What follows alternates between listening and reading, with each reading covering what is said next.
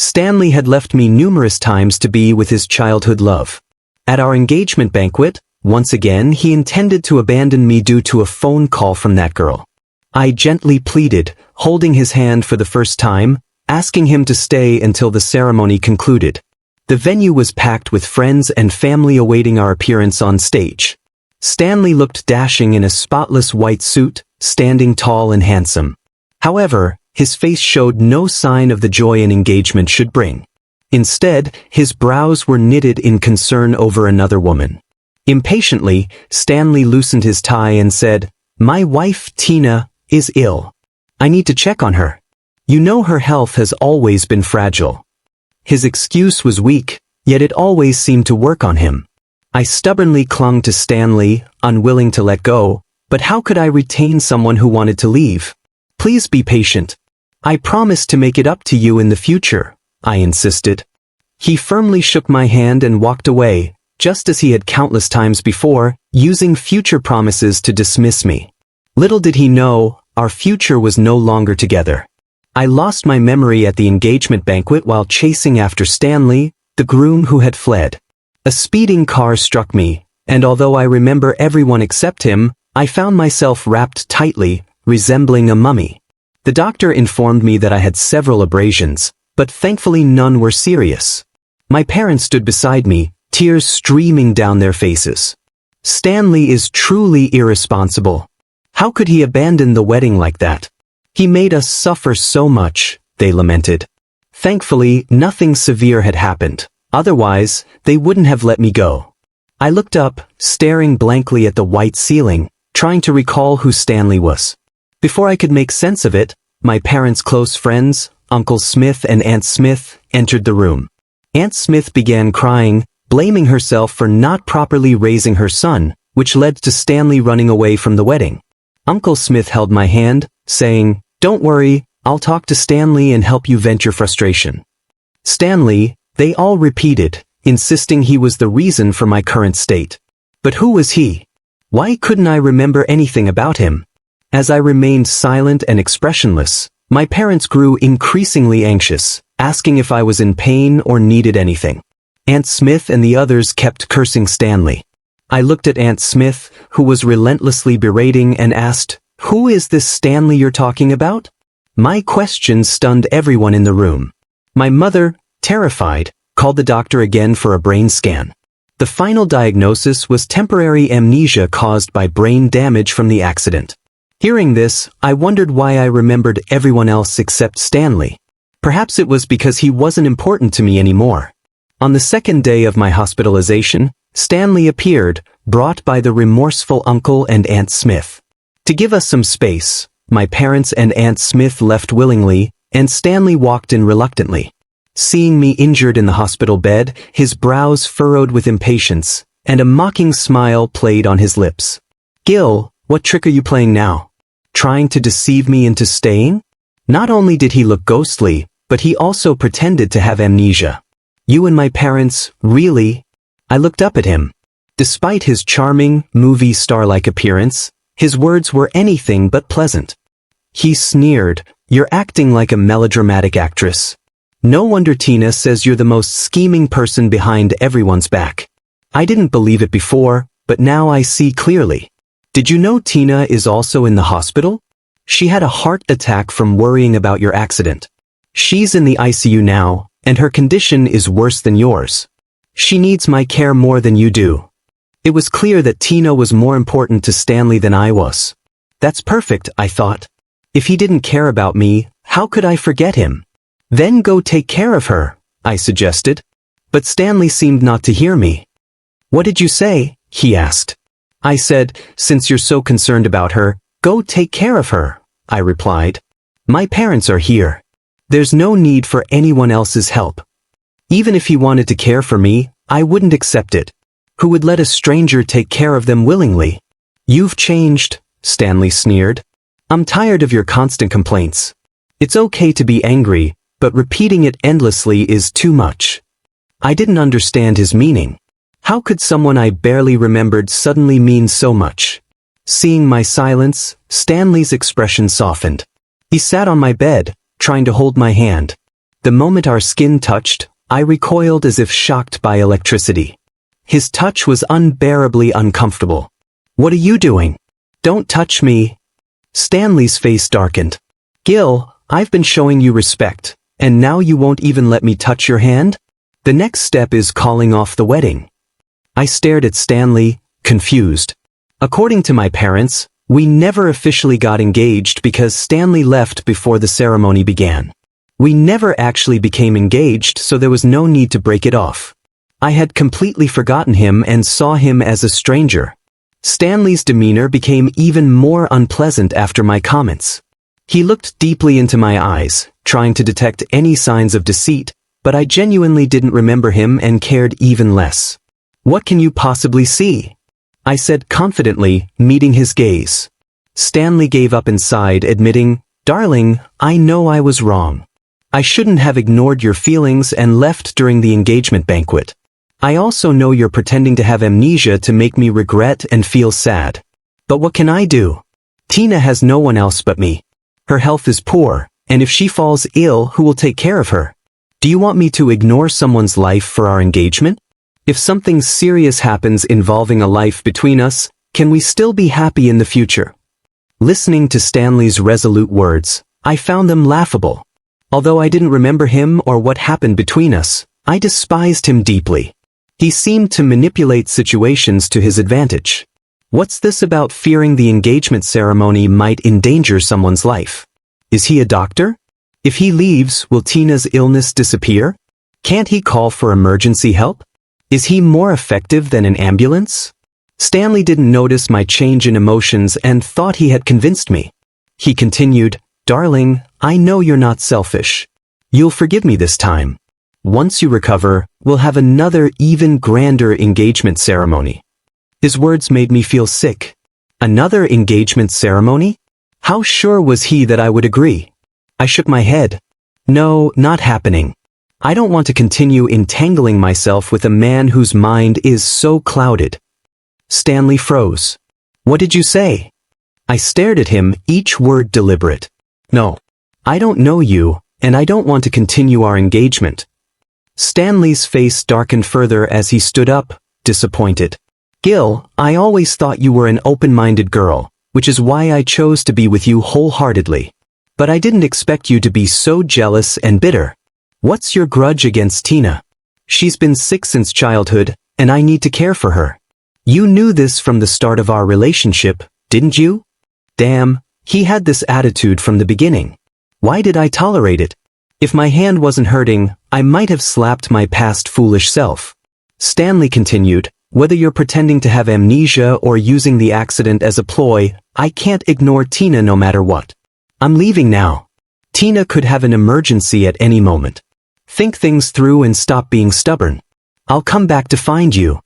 With that, Stanley turned and left. I heard Stanley's parents and him engage in another heated argument at the door. Aunt Smith and the others wanted Stanley to care for me, but he insisted on looking after Tina. I pulled the blanket over myself and hid inside. I couldn't stand the bothersome noises outside, especially since my leg was aching. All I wanted was to visit Aunt Smith and the others, letting Stanley look after Tina if he chose to. I didn't require his assistance. The mere idea of a stranger taking care of me made me uneasy. One day, I dozed off, and when I awoke, my mother was watching me with concern. Seeing my lethargic state, she sighed and said, "I'm not sure what's happened to Stanley this time. He's become like this." Just then, Aunt Smith had been urging him to stay and care for you, but he declined, insisting on visiting that illegitimate child from the Jones family. Remember that year when you had a high fever and were unconscious for 3 days and nights? Both your father and I were abroad on business, yet Stanley never left your side, tending to you diligently. I gazed at the chandelier and remarked casually, "Oh, that happened too?" My mother nodded, acknowledging how Stanley had been so good to me. After learning about that, I hired a top-notch nurse to look after you, but Stanley remained steadfast, wanting to take care of you himself. Eventually, when you recovered, he fell ill. Isn't he just so foolish? Our family is wealthy and influential. When we're ill, a single phone call summons a team of private doctors and elite nurses to provide the best care. Why did he make himself suffer like this? Seeing me nod, my mother exclaimed in surprise, "Gil, have you really forgotten about Stanley? You don't remember anything?" I looked at her with worry, and she thought I was pretending. In truth, I remembered everyone except Stanley. This amnesia was indeed peculiar. I faced my mother and said earnestly, "Seriously, Mom, I don't remember Stanley at all. He's a complete stranger to me. I just met him earlier, and I find him not only arrogant but also unintelligent. Please don't bring him up around me anymore." Upon hearing this, my mother sighed and agreed, "All right, if you don't want to talk about him, I won't mention it.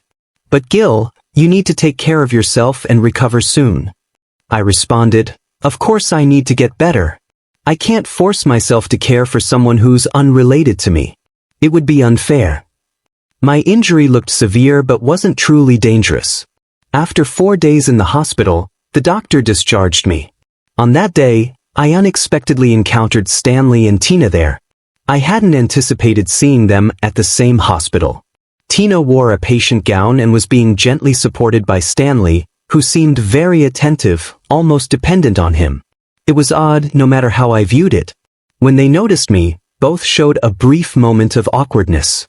Unlike Stanley, I recognized Tina as the illegitimate daughter of the Jones family. After her biological mother died, she was brought into the Jones family at 3 years old. However, with so many daughters, she wasn't valued much. In my memory, she was quiet and left little impression. Reflecting on this, I realized I wasn't truly familiar with them, so there was no need for greetings. I began to walk past them, but as I took a few steps, a surprised voice called out from behind me, "Gil, how dare you ignore me?" I turned around, puzzled. "Are we close? Why should I acknowledge you?" Stanley was left speechless, frustrated by my response. He clenched his teeth and glared fiercely at me, making me seem like the unfeeling woman in this scenario. Stanley opened his mouth to speak, but suddenly Tina started coughing violently. Stanley immediately became anxious and rushed to her side, showing an indescribable tenderness. Observing their harmonious interaction, I realized they no longer had time for me. I lifted my foot to leave, but a voice stopped me. It was Tina. "Gil, I'm sorry," Tina said, clutching her chest. "I know it's because of my weak condition that you and Stanley haven't gotten engaged, but besides Stanley, I have no other friends. Please don't blame Stanley. If you need to blame someone, blame me. I'm truly despicable. If you want to hit or scold me, go ahead, but don't take Stanley away from me. He's my only friend. If he ignores me, I don't know how I'll survive." As Tina grew up, her life in the Jones family became increasingly difficult, which explained why she clung to Stanley, the Smith family heir. I opened my mouth to reassure her. "I won't take Stanley away from you, and I wish them a lifetime of happiness together." But before I could finish, Stanley intervened. "Tina, no one can take me away from you," he said, then looked at me with a warning. "Not even you, Gil." Hearing this, Tina's expression brightened, showing a hint of triumph as she glanced at me. But what was there to celebrate or provoke? I barely remembered Stanley or what he did. Meeting Tina's gaze directly, I paused for a moment. Since we're friends, it's natural to support each other. "Don't worry, I won't interfere with you and Stanley. You need to rest, so let him take care of you." Tina's face lit up with joy as she looked at Stanley happily, but Stanley himself didn't seem as pleased. He bit his lip, frustration evident in his expression as he stared at me, seemingly angry at my generosity. Wasn't his wish for me to stop caring anymore? As Stanley's demeanor worsened, Tina said with a touch of grievance, "Gil, I knew you were still blaming me and saying hurtful things. Please, can you forgive me?" Her words made Stanley realize something. He looked at me as if he saw through me and said, "Gil, you've gone too far. No matter how jealous or resentful you are, there's a limit. Don't you realize that Tina is a patient and can't handle more stress? Please leave us alone." After saying that, Stanley supported Tina and walked away. Watching them leave, I couldn't help but find it amusing. It was Stanley who didn't want me to leave just moments before, and now he wanted me to go. "But Stanley, I'm not a dog that you can call after running behind you. I thought to myself as I left, determined never to see him again. During my recovery at home, I had a great time. I indulged in endless snacks and watched countless variety shows and movies. When boredom struck, I played some online games. Once my health improved slightly, my parents arranged for me to go abroad for further treatment. I chose an island nation to enjoy the sunshine and beaches. Even after my skin turned a bronze tan, I still felt restless, so I eventually returned home filled with lingering joy. Upon my arrival, my parents had prepared a special welcoming feast. Aunt and Uncle Smith were also there, apologizing and expressing their regrets. I understood their intentions. Over the years, our family had supported many of the Smith family's projects. They feared I might become angry with Stanley, which could strain the financial ties between our families. However, I don't mix personal issues with business, and I don't even remember who Stanley is. How could I be upset with someone I don't recall? Raising my glass, I assured Uncle Smith, there won't be any problems with the cooperation between our families. Uncle Smith looked relieved. What about Stanley? You haven't contacted him during this time. I explained, I can tell he regrets it now, but can you give him another chance? He regrets it? Uncle Smith shook his head. No, just a moment ago I saw Stanley and Tina's social media post where he was making porridge for her. Seeing him cook almost moved me. I smiled and said, as you know, I have amnesia and have forgotten who Stanley is. You don't need to mention him to me anymore. After speaking, Uncle Smith's face turned pale and defeated. I understand, Gil. It's Stanley's own misfortune. He doesn't deserve you. After the welcoming feast, I thought I would never interact with Stanley again. However, that very night, I received a call from him. Gil, I gave you a month of cold treatment to reflect, but how can you still act like this? What did you mean by what you said to my parents today? Are you just angry because I didn't attend your welcoming feast? I replied, right? Tina had a stomachache and suddenly craved the millet porridge I made for her, so I couldn't make it. Her heart condition is delicate, and she needs proper care, Stanley continued. Can't you stop being so petty? Call my parents right now and explain yourself. If you're really planning to cut me off, don't blame me for never speaking to you again. Never speaking to me again, huh? Who cares? I thought. Well, then never speak to me again, Gil. I ended the call, blocking Stanley's furious voice. Who has the patience to listen to his nonsense? He's not important to me. He deliberately ignored me for a month to make me reflect on myself. Why is he so confident? Without hesitation, I blocked him entirely. I don't want this jerk contaminating my contact list. Upon my return, I didn't immediately dive back into working at my family's business. My parents were understandably frightened by my recent accident and insisted that I stay home to continue my recovery for a while. Feeling restless and bored at home, I decided to reach out to my best friend. Before long, Lucy showed up in her flashy Lamborghini.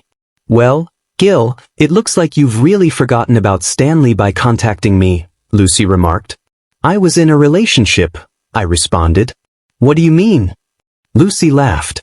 You've truly forgotten him, haven't you? From what Lucy explained, I discovered the reality. Ever since I started dating Stanley, he believed that my old friends lacked ambition and prohibited me from seeing them. Consequently, I hadn't been in touch with them for 3 years. This revelation left me stunned. Had I somehow been enchanted? Despite Lucy and her friends coming from wealthy families, they were actively involved in their own businesses. Where was the supposed lack of ambition? Noticing my confusion, Lucy defended me, saying it was better that I had moved on. She had always thought that Stanley and I wouldn't last. Stanley's illegitimate daughter from the Jones family knew she couldn't progress on her own, so she clung to him. Unfortunately, Stanley fell for her and lacked clear boundaries. Since they were so inseparable, Lucy advised me to let them remain together. I nodded in agreement. You're right. I've already allowed them to be together. Lucy tapped the passenger seat. Upin. I'm taking you to our class reunion. I wasn't particularly enthusiastic. A class reunion? What's so exciting about that? Lucy blinked and laughed. Of course it's fun. I heard Tyler, the campus heartthrob, will be there. He's back from abroad. Tyler, weren't you supposed to settle overseas? I asked. Actually, he decided to return, Lucy added. And since I didn't respond, he's here too. By the way, he's still considered the most handsome guy at our school, alongside Stanley. Have you forgotten about Stanley? I smiled. I haven't forgotten. How could I? He was the standout figure in the library, his presence unforgettable during debate competitions. Tyler was the beloved star among the college girls, not just handsome, but also incredibly intelligent and hardworking. He excelled academically, achieved amazing athletic feats, and even had a talent for the arts, playing the piano beautifully. In my eyes, he was like an unreachable flower on a high peak, admired from afar.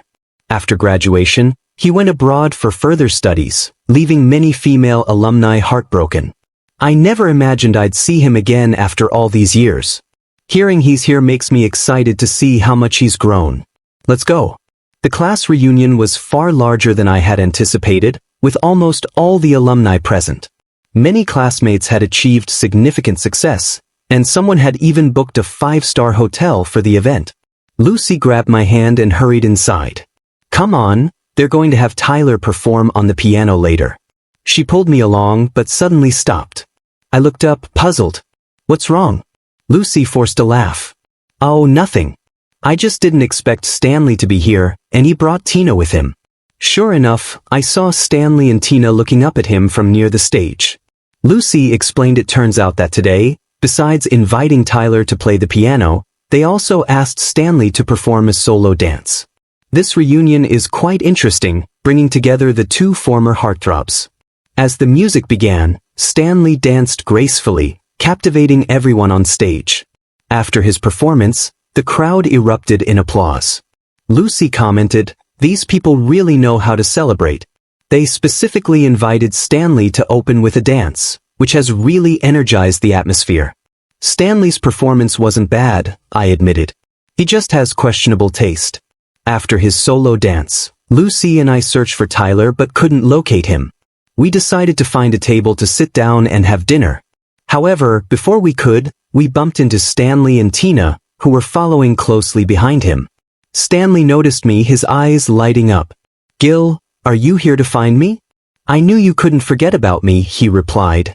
Tina stood behind Stanley, giving me a guarded look. I felt extremely bored. Why are these people so self-absorbed? I thought to myself, turning my head away coldly. I don't know you, so why would I come to see you? Actually, I came to see him.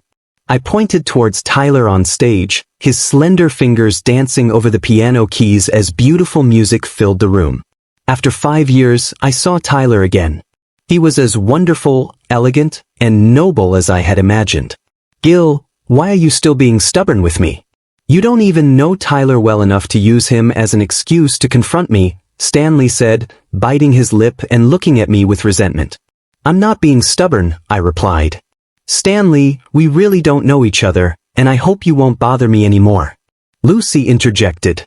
"Exactly. Stop clinging to my best friend. You're not even acquainted with her." Stanley's expression darkened. "Gil, are you really going to embarrass me like this? I was wrong about the engagement banquet, and I've already apologized. Why do you keep holding on to it?" Tina stepped forward, taking Stanley's hand and standing protectively in front of him. "If you want to blame someone, blame me. It was my mistake for getting in your way and making you the villain. You can punish me however you want, but please stop harassing Stanley. I couldn't take it anymore. I've already told you I haven't been bothering him because I don't even know him. You two can do whatever you want, just don't come near me and cause trouble." My words clearly upset Stanley. "Great. Gil, you're really something. If you don't know me, then you don't know me. I don't know you either.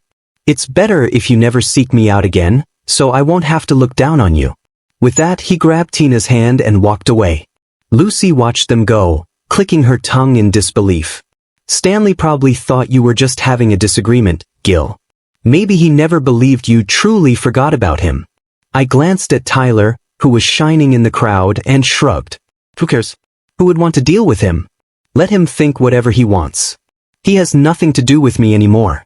The class reunion felt like a mere formality. After Tyler finished his performance, The event lost its appeal for me. As an elite, Tyler was surrounded by many people. Lucy nudged me and asked if I wanted to go over and say hello. I shook my head. We're not even close. How could I casually approach Tyler, the almost godlike figure? I'm just an outsider admiring him from afar. Speaking to him or trying to connect was something I never dared to imagine. Lucy understood and went off to mingle with familiar classmates. I sat quietly in a corner, sipping my wine. Nearby, Stanley sat with Tina, seemingly intent on putting on a show for me. His cheerful laughter reached my ears once more, and I felt the urge to leave. Maybe I shouldn't have come today. It was too dull. As I was about to get up, a pleasant voice spoke from above. Maisitere? The voice sounded somewhat familiar. I looked up to see Tyler smiling down at me, his usually cold demeanor softened. In that moment, I was at a loss for words. I hadn't expected Tyler to approach me and start a conversation. Gil, why didn't you come over to say hello earlier? Did you forget about me? He asked. I quickly shook my head. Who could forget the name of someone as remarkable as Tyler? I just didn't realize you knew my name. Tyler smiled gracefully. Of course I know you, Gil. We were both in the economics department and often saw each other at the library. I remembered seeing Tyler frequently at the library back then. Yes, I did see you often. You always sat not too far from me, but you seemed so distant I never dared to say hello. I noticed you enjoyed reading novels, especially detective stories, like those by Edgar Allan Poe. Have you become a Sherlock Holmes now? Tyler teased, bringing back memories of my teenage years. It was true that I loved reading various detective novels and analyzing the complexities of the cases. I thought it was just a hobby, but it turned out he had noticed me without me realizing. I felt our distance close significantly. He was no longer the untouchable figure, but a handsome prince sitting beside me in the library. Although I didn't particularly enjoy going to the library, Tyler's persistence motivated me. Seeing how dedicated he was made me want to make the most of my own time and strive for excellence as well. Shared memories brought us closer. I really liked you back then, I admitted. You were so serious and diligent. Tyler looked at me thoughtfully. I really liked you too, Gil. I couldn't help but smile, realizing that I should be expressing these feelings to him. Tyler was the most serious and hardworking individual in the entire library. Without seeing him regularly, I doubt I could have maintained my own discipline, I thought to myself. You're so remarkable, yet you continue to push yourself. When I voiced my thoughts, Tyler became overjoyed. Gil, so that's how you feel. I thought the same thing. I saw you coming in every day and couldn't afford to slack off either. Who would have thought we were motivating each other? In that moment, we exchanged a knowing laugh, realizing that we had been inspiring one another all along. It felt like a strange twist of fate. Suddenly, Tyler exclaimed, and I turned to see Stanley standing behind him with a stern expression, holding an empty wine glass. Stanley had deliberately spilled red wine on Tyler, and I was furious. Stanley, what are you doing? Stanley's eyes flashed red. Gil, I was wrong. Please come back with me. I won't leave you for anyone else. I looked at Stanley coldly. You should be apologizing to Tyler, not me. How could you spill wine on someone else? Stanley gritted his teeth and refused to apologize. Tyler, do you know that Gil is my fiancé? What do you mean by getting close to him like this? Have you no shame?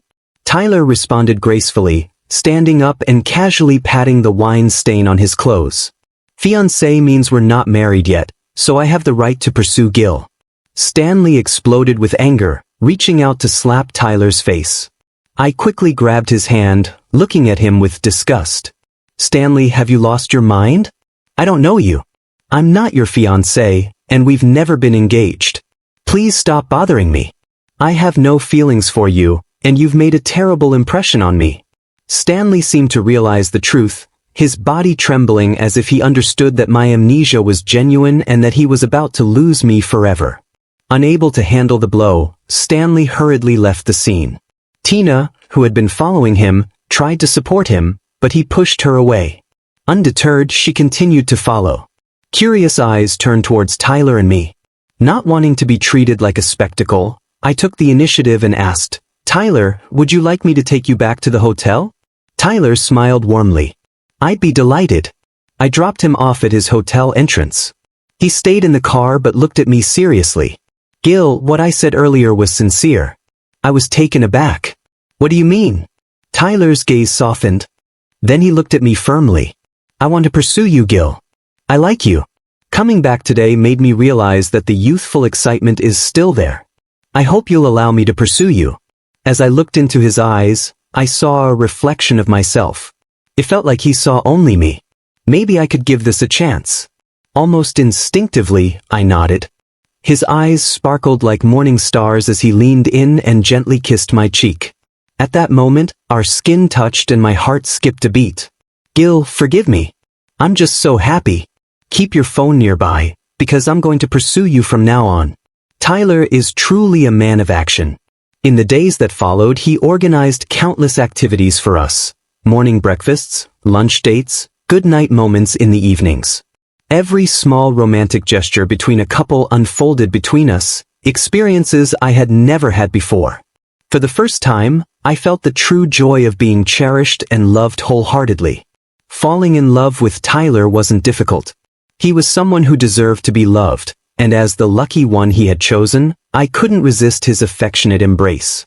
Soon enough, I introduced him to my parents.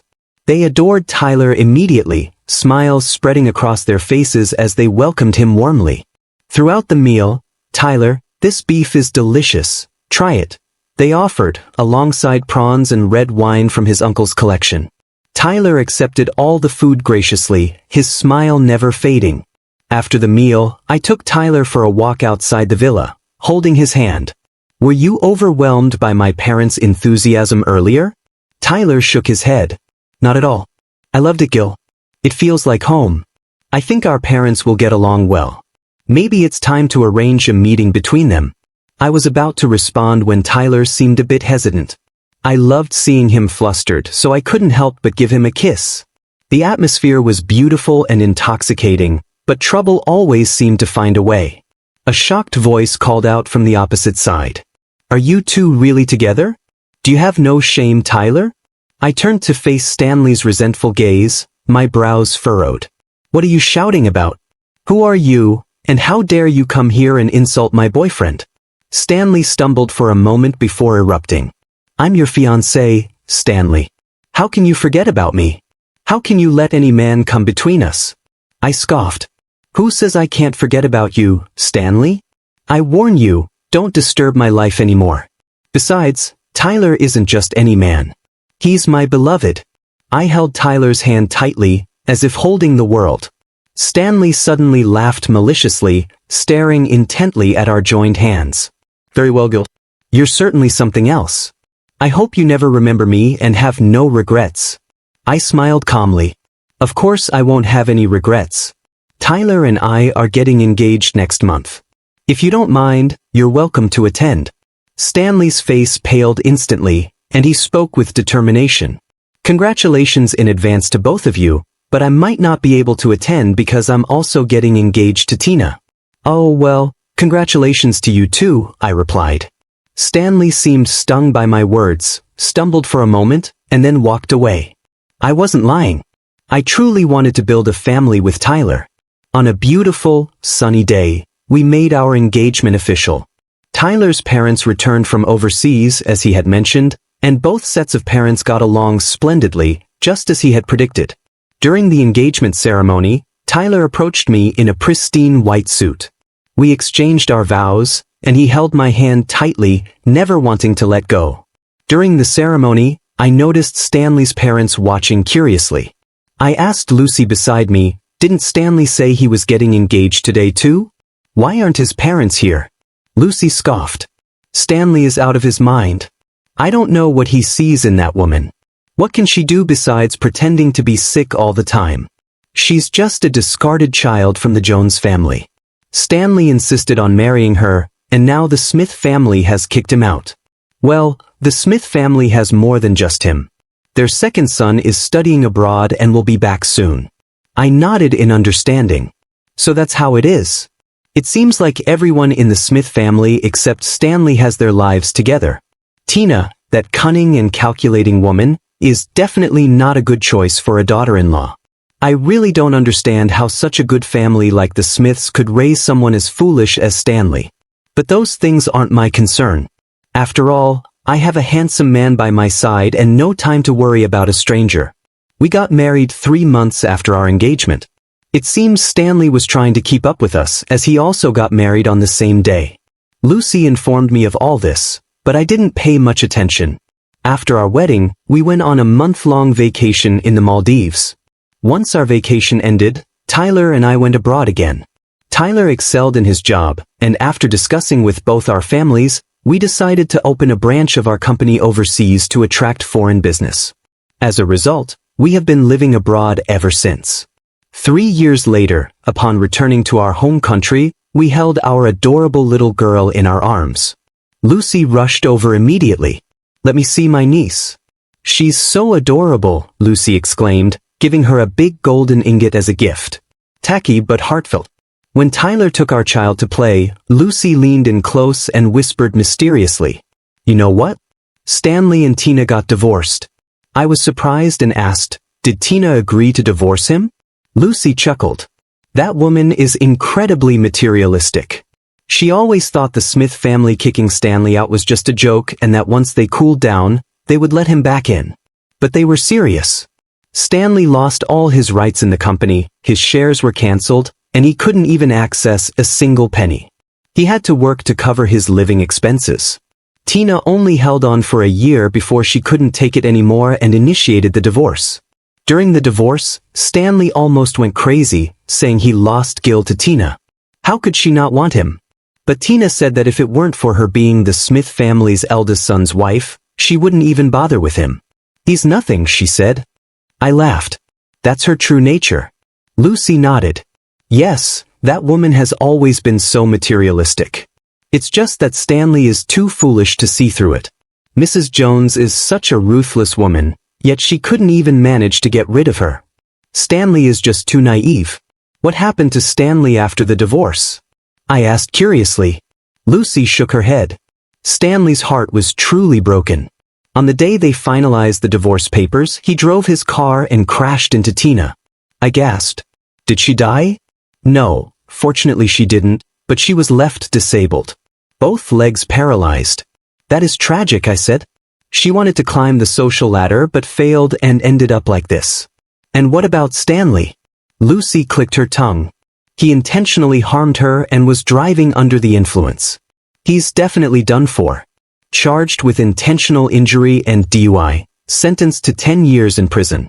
The Smith family was so angry they said they would disown him. It's truly disgraceful. He was such a shining person back then, one of our college heartthrobs. How did he end up like this? I can't understand. After all, I don't know him well. He's just a strange stranger. Maybe it was his own choice." At night, after soothing our sweet daughter to sleep, I turned over and nestled myself in Tyler's embrace. Tyler seemed a bit uncomfortable. "Doesn't our daughter need you right now?" I laughed. "I absolutely adore your shy demeanor. It's just a hug, nothing more." Tyler laughed as well. "What did you and Lucy talk about during the day?" I snuggled closer. "I told her that having you is wonderful. Choosing you was the best decision I've ever made." "Yes," Tyler replied softly. "I can't imagine how much misfortune I would have encountered in this lifetime if I had chosen someone else. Fortunately, I chose you."